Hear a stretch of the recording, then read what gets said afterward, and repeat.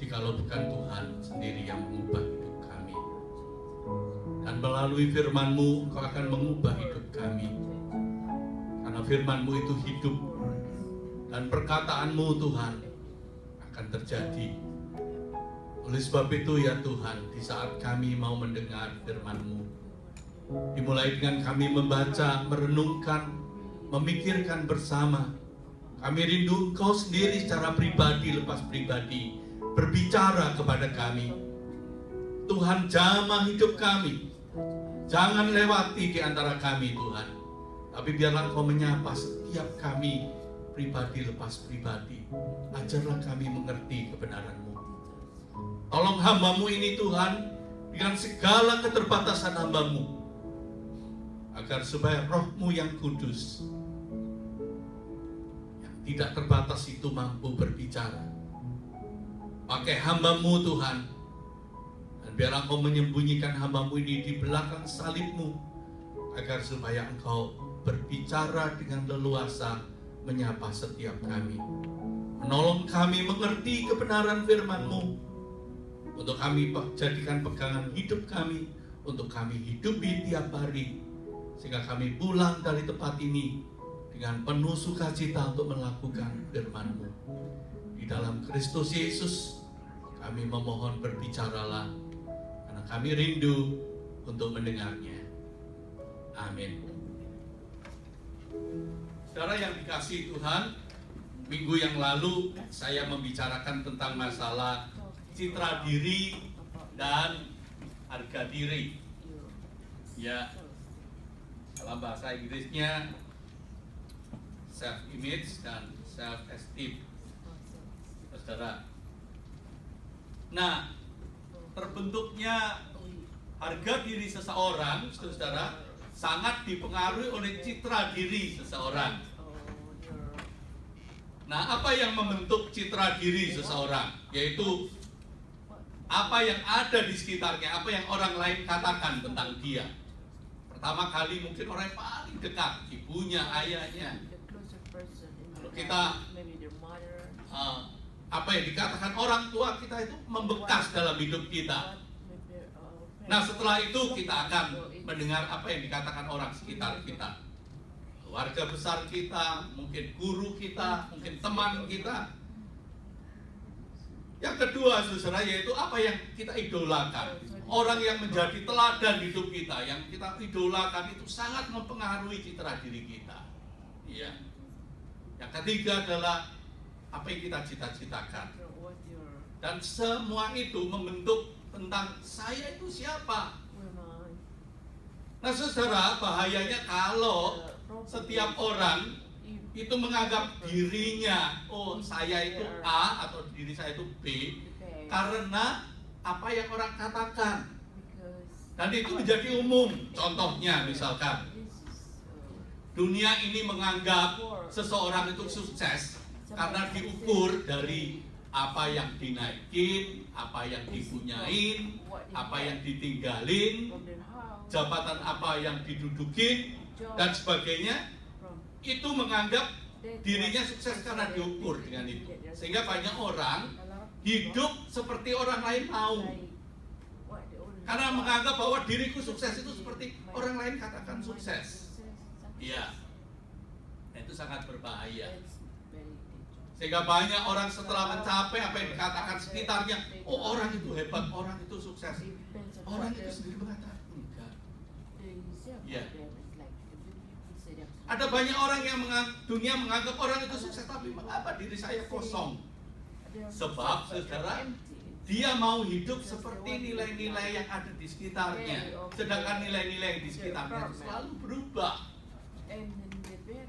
Sehingga saya mengajak minggu yang lalu, kalau kita ingin tahu siapa diri kita yang sebenarnya, yang pertama kita mesti tanya kepada pencipta kita.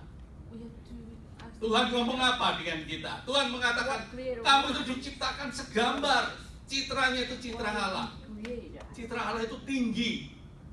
Sekalipun saudara, ada banyak di dunia ini yang hebat-hebat, binatang, gunung, lautan, tapi Tuhan tidak pernah mengatakan, aku mau menciptakan kamu. Iya. binatang-binatang di laut yang hebat itu sesuai dengan citraku. Tidak, hanya manusia. Manusia diciptakan dengan citra Allah karena manusia itu begitu tinggi nilainya. Kalau Allah itu kudus, maka manusia harus hidup kudus. Kalau manusia Allah itu adil, maka manusia juga harus menggambarkan Allah yang adil. Kalau Allah itu penuh kasih, dia harus hidup kasih dan sebagainya, saudara. Sebab manusia itu luar biasa diciptakan oleh Allah. Dia merupakan mahkota dari ciptaannya. Sekalipun manusia jatuh dalam dosa, saudara, tetapi Allah tetap mencintai dunia, tetap mencari manusia yang jatuh dalam dosa. Mengapa? Karena begitu besar kasih Allah akan dunia ini, yaitu manusia. Nah, ketika Israel kehilangan pegangan hidup, saudara, dia jadi budak, bukan lagi manusia. Dia merasa begitu sedih karena dianggap dibuang Tuhan. Datanglah Nabi Yeremia, Nabi Yesaya kepada Israel, seperti yang saya khotbahkan minggu yang lalu, dan mengatakan, engkau berharga di mataku. Pada waktu itu siapa yang menghargai budak? Tidak ada. Sebab budak itu bukan manusia. Budak itu dianggap cuma to life, alat yang hidup. Tapi Tuhan sendiri datang dengan nabinya dan mengatakan, engkau berharga di mataku. Bahkan Yesus sendiri mengatakan, hidupmu itu lebih berharga dari burung-burung di udara. Hidupmu lebih berharga dari semua bunga pakung di padang. Mengapa? Sebab Yesus mengatakan, aku tidak menyebut kamu lagi hamba, kamu adalah sahabat. Kamu adalah rekan sekerja Allah. Untuk itulah Tuhan mati untuk kita, untuk manusia, supaya manusia dikembalikan pada citranya yang sebenarnya. Oleh sebab itu saya mengajak minggu yang lalu, hargailah apa yang Allah hargai. Manusia suka kebalik. Manusia suka menghargai orang lain dari apa yang dipakai, dari apa yang dipunyai. Bukan menghargai orangnya, tapi menghargai kekayaannya, menghargai jabatannya, menghargai kedudukannya, menghargai status sosialnya. Bila manusia itu jatuh, habislah dia. Sebab orang bukan menghargai dianya, tapi menghargai apa yang dipunyainya. Saudara, itu yang saya bicarakan minggu yang lalu, saudara. Ya. Nah, saudara, karena itu ada orang-orang tertentu yang selalu ingin hidup itu sesuai dengan apa pendapat orang lain. Saudara, ada orang yang menganggap dirinya sukses tadi itu karena diukur dari uang dan sebagainya. Tapi ada orang yang menganggap dirinya, ini biasa-biasa saja. Sekolahku ya lumayan lah, tapi gak tinggi-tinggi sekali. Kalau diukur dia itu orang baik apa enggak? Ya aku biasa-biasa. Kadang-kadang juga berantem sama istri, anak, teman. Bagaimana kesalehan menurut agama? Aku tuh anggota biasa. Aku bukan pemimpin. Aku tidak bisa bicara tinggi-tinggi tentang Tuhan, tentang agama dan sebagainya. Beda dengan itu, dia itu tokoh hebat. Dia itu orangnya baik, orangnya santun, orangnya itu rajin ke gereja, rajin beribadah. Kalau bicara itu religius sekali. Kalau bicara sedikit-sedikit selalu haleluya. Kalau ketemu shalom, puji Tuhan. Ada amin, saudara? Ada amin enggak? Tidak ada di sini amin ya? Tidak ada kan? Itu. Yang ada cuma Martin ya, bukan amin. Itu. Seringkali kata-kata yang begitu. Kalau orang Islam, wah, assalamualaikum, insya Allah, kesandung sedikit, astagfirullah, dan sebagainya. Allahu Akbar, wah, begitu. Atau kita ini orang yang karena orang lain menganggap kita gagal, kita juga meyakini iya, orang gagal. Orang yang hidupnya pas-pasan kalau tidak bisa dikatakan aku orang miskin, begitu. Aku ini orang yang berantakan, keluargaku juga berantakan. Lalu kalau mau diukur secara kesalahan agama, aku ini orang yang tidak diperhitungkan, cenderung malu-maluin. Kita masuk kategori yang mana, saudara? Nah, minggu yang lalu saya mengajak, kalau kita mau tahu jati diri kita sendiri, tanyalah kepada pencipta kita. Mari kita menganalisa kasus ini, saudara. Saya ingin membaca Lukas pasal 18 ayat yang kita baca tadi dari satu kisah yang lebih lengkap.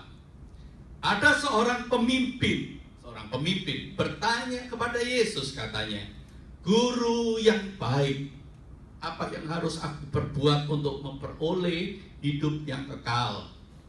Jawab Yesus, "Mengapa kau katakan aku baik? Tak seorang pun yang baik selain daripada Allah saja."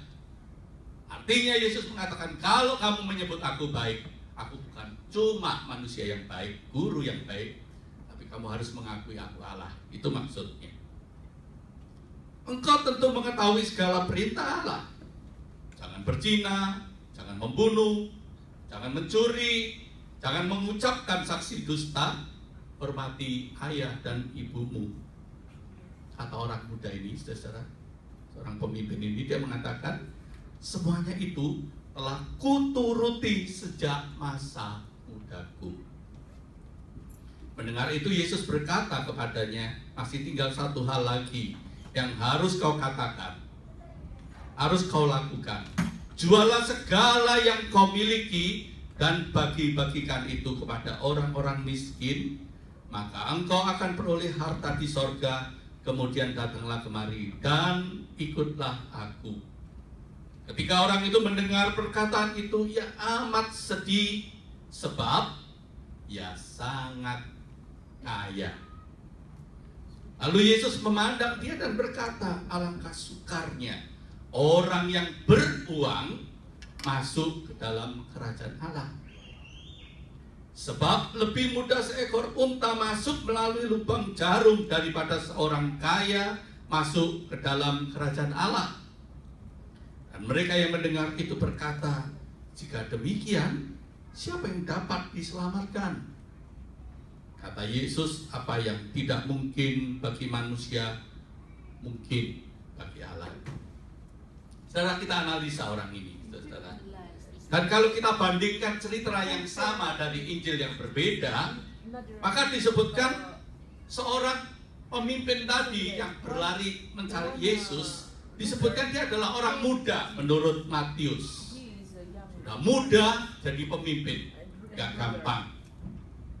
Lalu Lukas mengatakan dia seorang pemimpin yang kita baca tadi.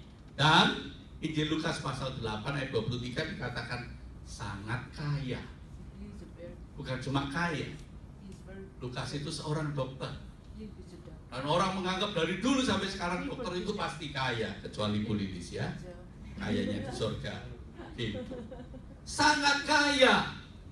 Catatannya, saudara. Nah, bagaimana orang ini? Orang ini, saudara, bisa dikatakan sukses. Bukan cuma muda, pemimpin, sangat kaya, tetapi orangnya sangat santun dan baik.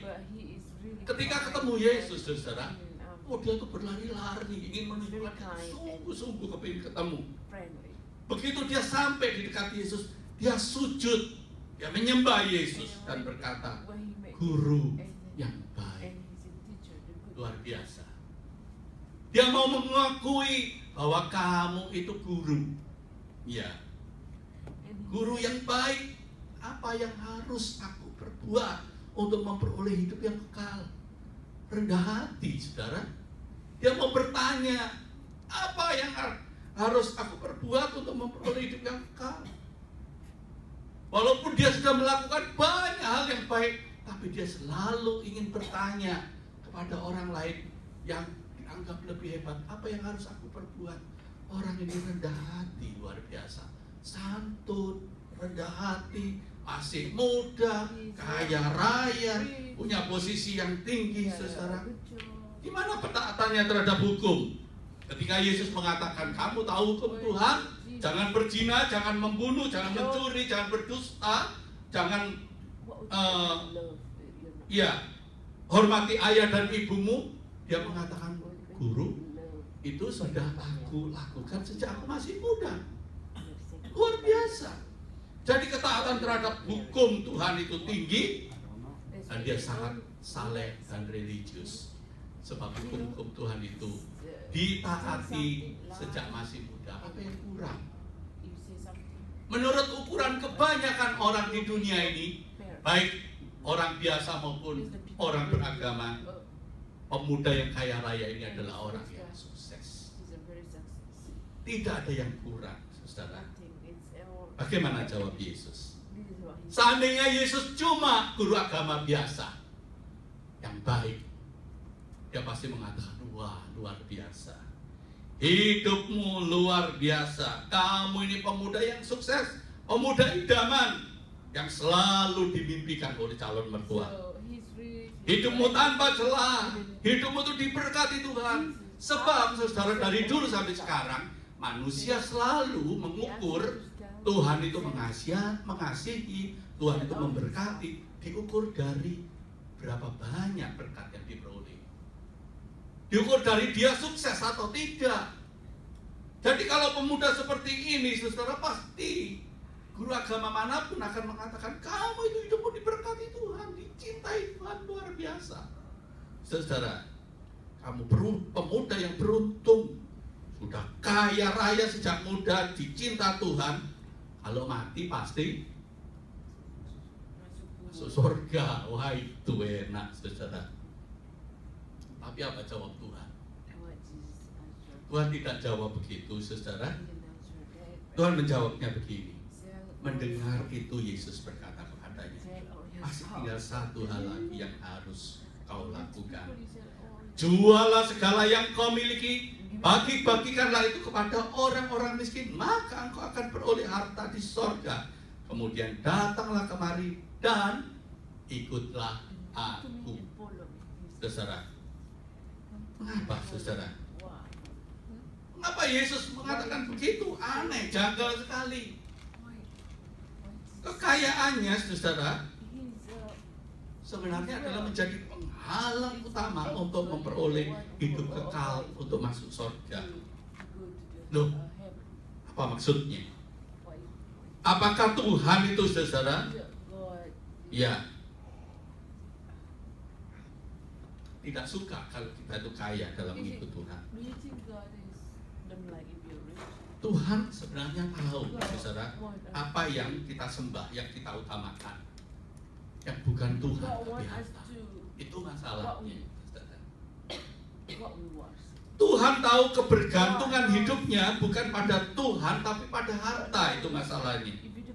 Itu sebabnya ketika Tuhan meminta agar dia meninggalkan kebergantungannya terhadap harta, karena harta itu tidak kekal, maka seorang pemimpin muda yang kaya raya ini meninggalkan dengan kata-kata yang ditulis oleh Markus, dia kecewa.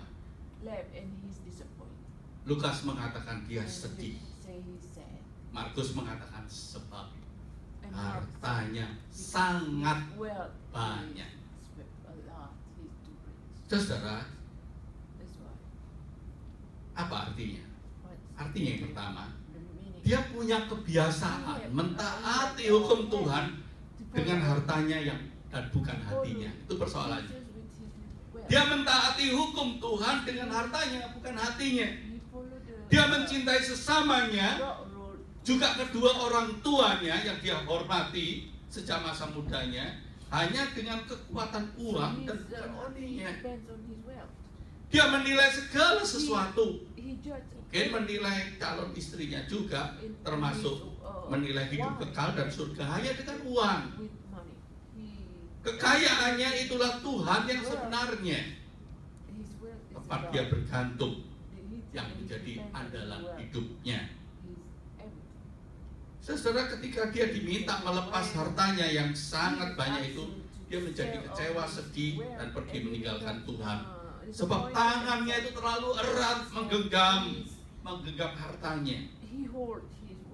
Sangat susah diminta untuk membuka tangannya dan mengosongkan dirinya, supaya dia bisa membuka dengan tangan yang terbuka, yang kosong itu menengadah ke atas. untuk memperoleh rahmat Tuhan to get, agar supaya dia memperoleh hidup yang kekal. Tidak bisa. Sebab dia sudah terlalu biasa dengan erat memegangi hartanya. Sehingga saudara, betapa sangat sulitnya kalau dia diminta untuk menolong orang lain yang membutuhkan uluran tangannya. Sebab dia terlalu erat menggenggam semuanya itu. Dia lebih mencintai hartanya daripada manusia. Dia lebih menghargai hartanya daripada menghargai manusia. Nah, saudara, sebab sejak kecil manusia itu selalu ditanamkan ukuran sukses ialah kekayaan materi. Kalau nggak percaya, coba. Kalau Anda kelak menasihati anak-anak Anda di dalam mencari menantu, seleksinya apa? Orang Jawa selalu mengatakan bobot, bebet, dan bebet. Orang tuanya gimana? Ukurannya gimana? Begitu. Lalu dia masa depannya gimana? Selalu diukur. Manusia itu selalu diukur dengan ukuran seperti itu. Karena apa? Karena manusia tidak punya ukuran yang lain kecuali sesuatu yang bisa diukur secara mata. Dan kalau itu ditanamkan pada anak-anak kita akan melanjutkannya, mengukur orang lain, termasuk calon istrinya atau calon suaminya, itu dengan ukuran materi. Misalkan anak kita tanya kepada kita, aku enaknya pilih jurusan apa ya? Kuliahku besok mau kerja apa? Apa yang diarahkan oleh orang tua? Orang tua selalu mengarahkan, ya cari pekerjaan itu yang dapat duit banyak, yang kedudukannya bisa tinggi supaya hidupmu enak. Salah nggak saudara? Ya nggak salah.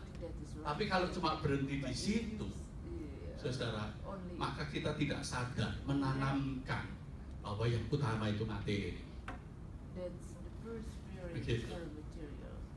Dan ukuran-ukuran itu, contoh misalkan, kalau kita menghadapi seseorang yang kita hormati atau kita anggap orang biasa, apa ukurannya? Ukurannya adalah materi, kan? Kalau orang itu kaya, terpandang, bos besar, waduh, kita tuh sungkan sekali. Kalau ketemu dia dan nyapa itu udah enak, padahal kenal. Begitu. Apalagi kalau ada kesempatan, waduh, tempat duduk tinggal satu, aku duduki atau menempatkan dia sebelum duduk. Tapi kalau coba dia itu orangnya di level kita, tidak punya apa-apa, materinya, pendidikannya, levelnya di bawah kita. Apakah kita menghormati dia itu seperti menghormati orang yang wah kedudukannya tinggi, kaya raya dan sebagainya? Nah, cara-cara seperti itu, saudara, mengapa? Karena itu menjadi nilai-nilai kita yang kita warisi turun-temurun, saudara.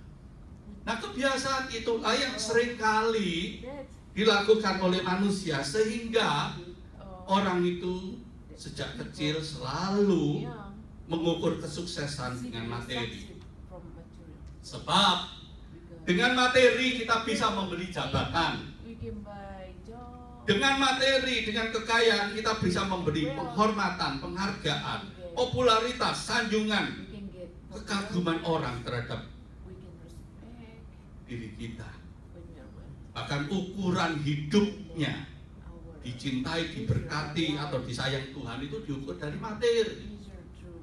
Kalau hidupnya selalu pas-pasan, kerja terus, jungkir balik, banyak orang mempertanyakan, Tuhan ini cinta sama saya apa enggak sih? Saya ini kurang apa sih? Kenapa orang itu diberkati Tuhan padahal dia itu biasa-biasa? Aku ini orang yang memberi Tuhan, ikut aktif dalam pelayanan, tapi hidupku kok cuma pas-pasan seperti ini. Kenapa? Sebab dia mengukur Tuhan itu dengan materi juga, saudara. Sehingga orang selalu kalau suruh memberi kesempatan kesaksian untuk Tuhan, wah yang dia saksikan luar biasa Tuhan itu. Tuhan itu maha baik, luar biasa. Dia ceritakan bagaimana dia sulit tapi tidak berhenti di sana. Biasanya.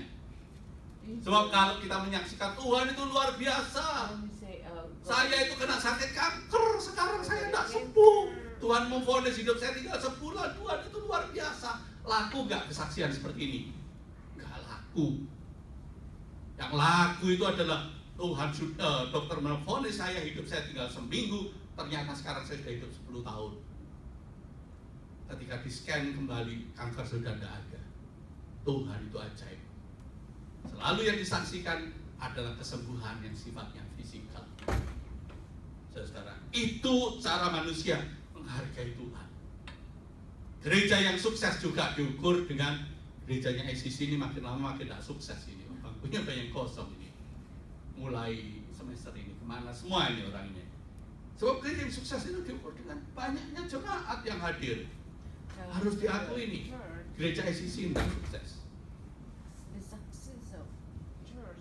Tetapi kalau gereja ICC ini penuh sesak dengan orang-orang yang mencari Tuhan, cuma mencari berkat-Nya, maka kita juga menghitung kesuksesan gereja itu dari jumlah orangnya, bukan dari kualitas orangnya. Saudara, itu berbahaya. Oleh sebab itu, saudara, Tuhan mengajak orang yang kaya ini untuk melepaskan belenggu, saudara, dari melepaskan hidupnya dari belenggu materi, dari belenggu kekayaan. Tuhan menguji dengan cara supaya kamu berikan kekayaan itu bagi orang-orang miskin, kamu pergi ikut aku supaya kamu mendapat harta di sorga. Apakah Tuhan itu anti terhadap orang kaya? Sehingga kalau mau dapat hidup yang kekal, untuk dapat sorga, untuk ikut Tuhan, itu tidak boleh kaya. Kaya itu mesti dibuang. Apakah begitu? Tidak. Karena Tuhan tidak pernah anti terhadap kekayaan. Tuhan mengasihi orang yang kaya. Sebab orang yang diagung-agungkan di dunia ini sebagai orang yang sangat kaya raya di hadapan Tuhan, itu tidak ada artinya sama sekali. Jadi Tuhan bukan mengasihi dia karena kekayaan yang dia punya, tetapi karena Tuhan mencintai dia. Saudara. Nah, saudara, tapi mengapa orang yang kaya ini, saudara, dianggap gagal di dalam mengiring Tuhan, saudara? Ya, saudara, sebab kalau kita itu biasa mencintai seseorang itu hanya di level materi, saudara. Cinta kita itu dangkal. Cinta kita itu dangkal. Mengapa, saudara? Kalau kita cuma mencintai seseorang, levelnya di cuma cinta materi, itu dangkal. Ada yang lebih dalam dari itu, yaitu cinta yang sesungguhnya adalah memberi hidup, bukan cuma materi. Oleh sebab itu, saudara, banyak sekali anak-anak wanita itu takut punya pacar, punya calon istri, atau banyak wanita takut punya suami yang pelit. Ayo, ada wanita yang suka, aku suka kok, aku mau pilih laki-laki yang pelit. Ada? Ya senang nggak dapat istri yang pelit. Kalau suami senang istri yang pelit. Oh iya. Benar. Kenapa? Istri yang pelit itu bisa mengatur ekonomi rumah tangga. Katanya begitu. Tapi wanita biasanya nggak mau suami yang pelit. Kalau suami yang pelit, kenapa? Sebab orang menganggap begini, dia mengasihi aku dengan hartanya aja pelit, apalagi hidupnya. No. Iya kan? Bahkan ada lagi pepatah yang mengatakan begini, uang suami itu, ada yang bisa melanjutkan? Hah? Uang suami itu uang istri, uang istriku uang istriku. Katanya ada begitu. Uang suami uang istri, tapi uang istri itu uang istri, katanya itu bahaya. Apalagi kalau suami pelit, waduh. Iya. Bagaimana mungkin dia mengasihi aku? Mengasihi duit, memberikan duitnya aja, pelitnya minta ampun, katanya begitu. apalagi memberi hidupnya. Nah sekarang apa yang ditakuti suami atau yang ditakuti calon suami? Ada yang tahu? Apa yang paling ditakuti seorang calon suami kalau milih istri? Apa? Tuanya.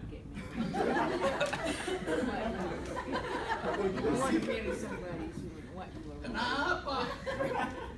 When get buy one get one? Kenapa ditakuti? Buy one get one free. Apa yang paling ditakuti calon istri? Calon suami? Ayo. Apa? Kebalikannya, Pak. Kesetiaan ya. Ada lagi, saudara? Istri muda. Istri muda. Suami muda maksudnya. Apa yang ditakuti suami terhadap istri? Salah satu ketakutan suami terhadap istri itu kalau istrinya matrek. Beda nggak, saudara? Seorang calon istri yang takut kalau dapat suami pelit, sehingga dia tidak mau kalau suaminya pelit, ya toh. Nah, apakah wanita ini matrek atau takut calon suaminya pelit? Gimana membedakannya? Beda, saudara. Wanita yang matrek itu menghargai orang itu selalu materinya. Yang dikejar, yang diunggul-unggulkan itu materinya. Begitu. Memang dia tidak ingin suami pelit, tapi takut terhadap suami yang pelit. Tapi belum tentu dia matrek. Sebab dia ingin mendapatkan pasangan hidup yang menyerahkan hidupnya. Itu cinta yang sejati. Begitu. Sebab kalau dia dapat suami yang pelit tadi, itu pertanyaannya. Gitu. Nah, laki-laki ini dikatakan, aku itu nggak pernah berzina, aku nggak pernah nipu, aku nggak pernah mencuri, aku mencintai orang tuaku sejak masa mudaku. Artinya dia mentaati hukum Tuhan sejak masa mudanya. Hebat kan? Tetapi ketika Tuhan menguji, benar, kamu mentaati aku, taat kepada Tuhan itu lambang kita mencintai Tuhan, kan? Apa sih lambang kita mencintai Tuhan? Tuhan yang tidak kelihatan itu gimana cara mencintainya? Ya cintailah orang yang ada di sekitar kita, yang kita lihat, kan? Itu bukti mencintai Tuhan. Nah sekarang Tuhan mau menguji, betul nggak kamu mencintai aku? Kalau betul, oke, apa yang kamu punya jual aja itu, bagikan kepada orang lain, terus pergi ikut aku, supaya kamu dapat harta di surga. Apa yang terjadi? Dia kecewa, dia sedih, dia meninggalkan Tuhan karena hartanya sangat banyak, kebongkar aslinya. Saudara, ada level di dalam cinta. Level yang paling rendah dari cinta itu mencintai dengan materi. Jadi kalau saudara mencintai anak-anakmu dengan cara memanjakan anak-anakmu dengan materi, jangan anggap saudara mencintai dia. Itu level paling rendah. Paling rendah. Cinta yang sesungguhnya, yang sangat tinggi, itu memberi diri. Oleh sebab itu cinta manusia yang paling tinggi itu adalah digambarkan cinta ibu pada anak. Levelnya itu cinta manusia. Yesus mengatakan cinta yang sesungguhnya ialah kalau seseorang memberikan nyawanya kepada sahabat-sahabatnya. Artinya apa? Bukan cuma memberikan kekayaannya, bukan cuma memberikan uangnya, tapi memberikan dirinya. Itu yang dituntut oleh Tuhan. Jadi kalau kamu betul mentaati aku sebagai ekspresi kamu mencintai aku, apakah betul? Kalau betul, lepaskan itu kekayaanmu itu. Dan dia pergi karena uangnya banyak. Ketahuan, dia cuma mencintai Tuhan dengan materi, dengan cinta yang terlalu dangkal.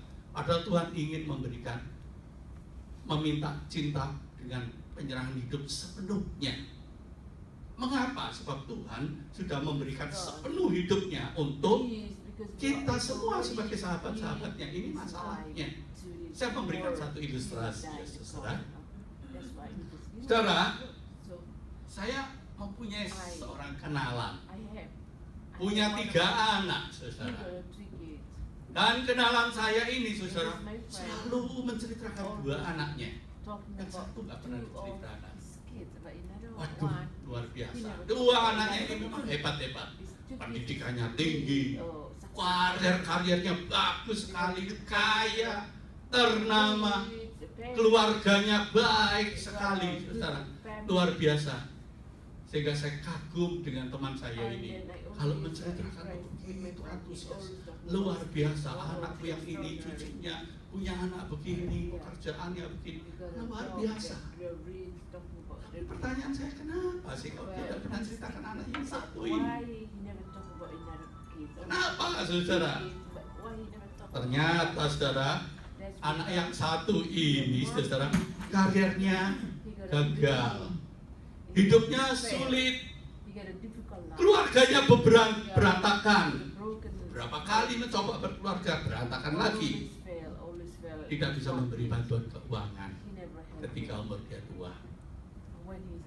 Dia merasa malu dengan anak yang satu ini, pantesan gak pernah diceritakan. Padahal saudara, anak yang satu ini, saya beritahu ya saudara, anaknya ini adalah rendah hati, tidak sombong. Sebab dia sadar dirinya itu penuh kelemahan. Yang mau disombongkan apa? Anaknya ini menghargai orang lain, sebab dia tahu arti diremehkan.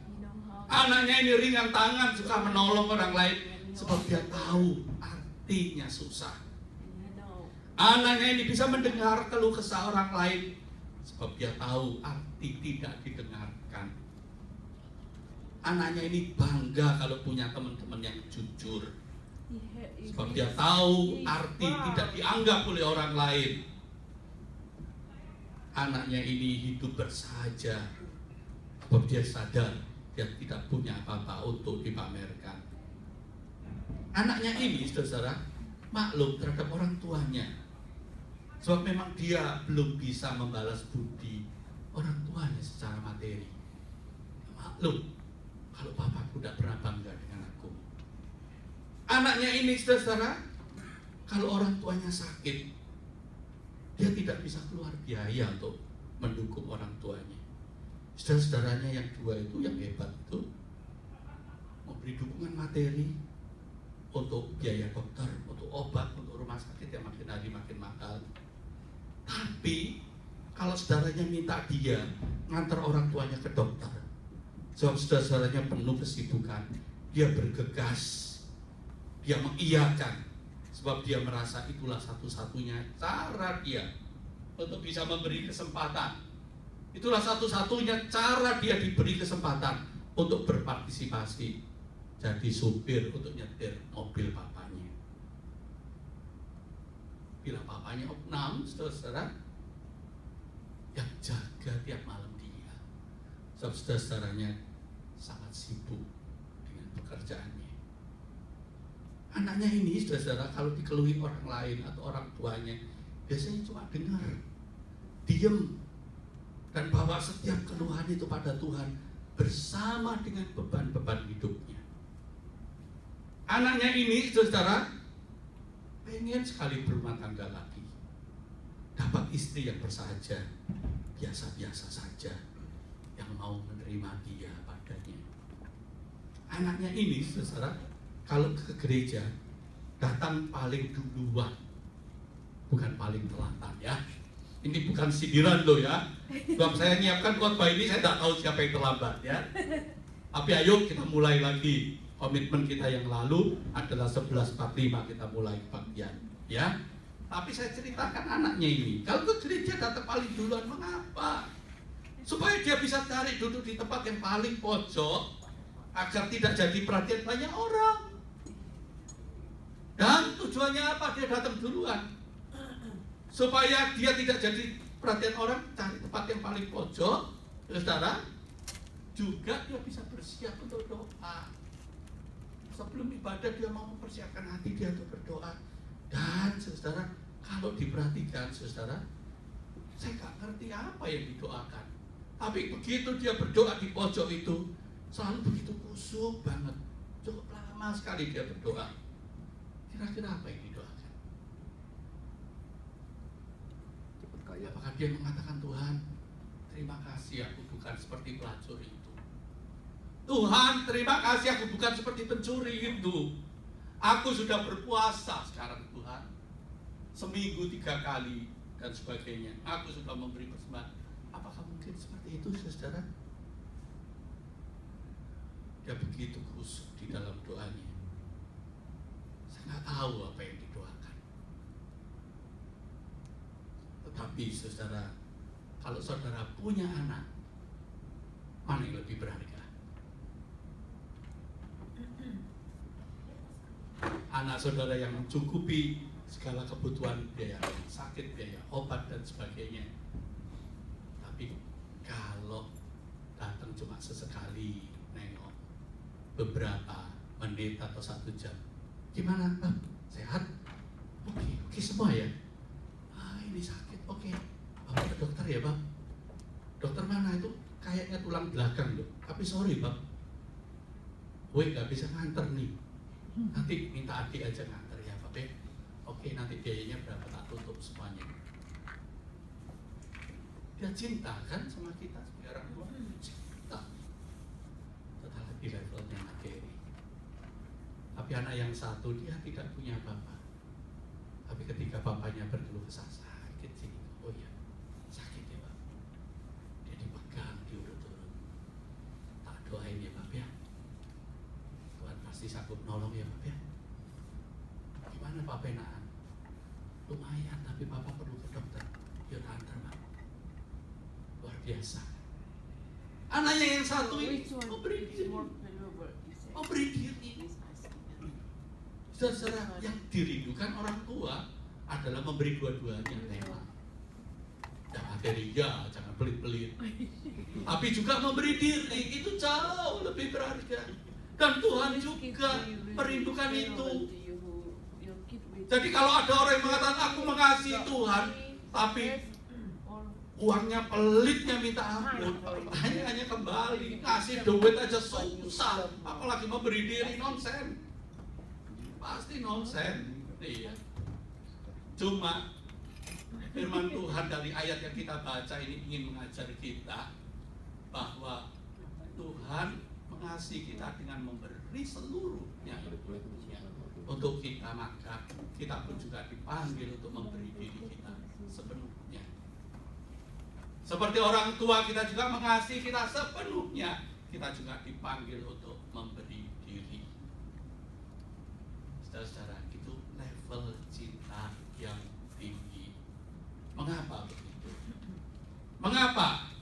Sebab saudara-saudara disebutkan, kalau kita baca ayat ini, saudara, cerita ini ada di dalam konteks sebelumnya.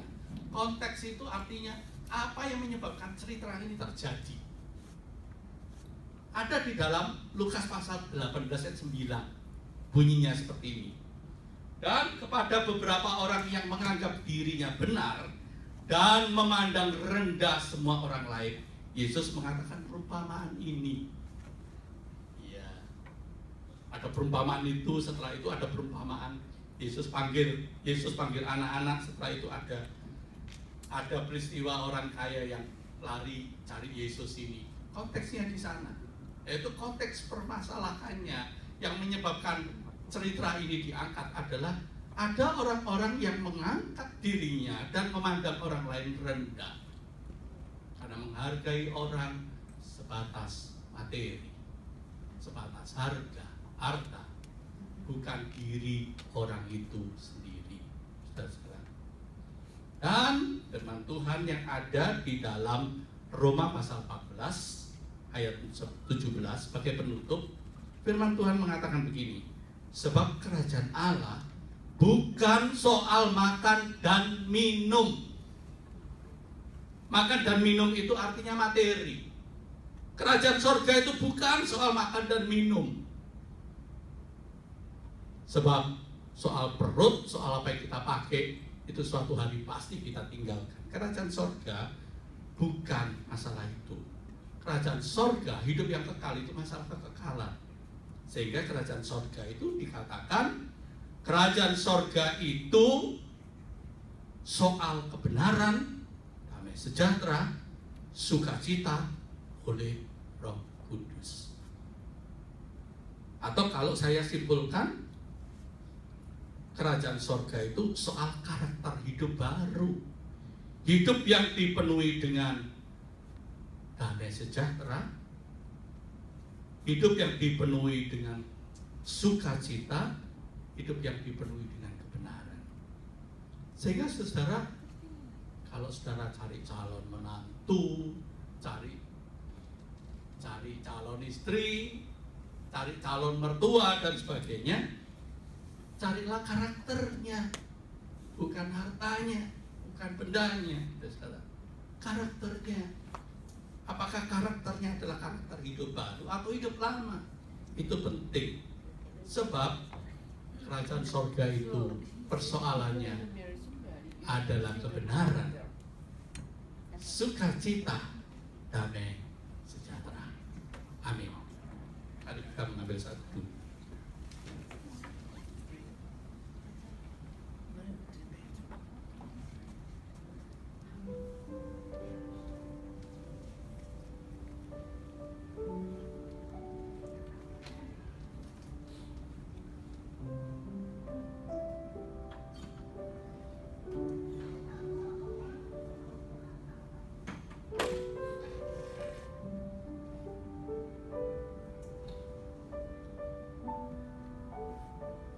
Tuhan, kami mau diam di bawah kaki-Mu, dan kami mau mengevaluasi diri kami.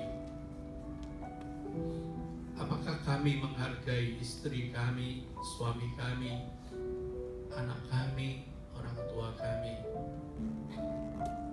atau relasi kami sebatas kami menghargai materi, kekayaan yang dipunyai, yang bisa dihasilkannya. Ajari kami mencintai hidup kami, hidup pasangan kami, hidup anak-anak kami, hidup teman-teman kami, seperti Tuhan menghargainya. Beri kami, Tuhan, melihat diri kami dan sesama kami seperti Engkau melihatnya. Beri kami hati-Mu di dalam memandang orang lain, supaya kami memiliki hati Tuhan. Terima kasih Bapa, jika Engkau menerima kami apa adanya. Terima kasih Bapa, jika kami boleh bangga dengan anak-anak kami, dengan orang tua kami, dengan pasangan hidup kami, dengan orang tua kami. Syukur luar biasa hidup mereka. Dan biarlah kami mengasihi dengan memberi seluruh hidup kami.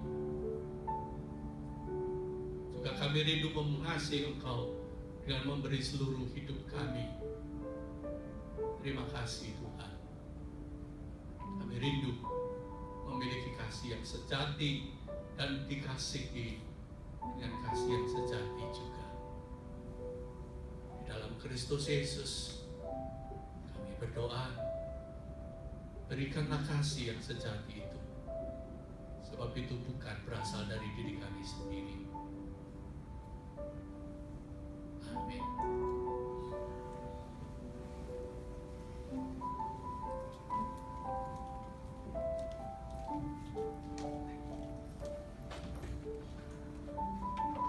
Terima kasih Pak Susanto buat firman Tuhan yang dibawakan.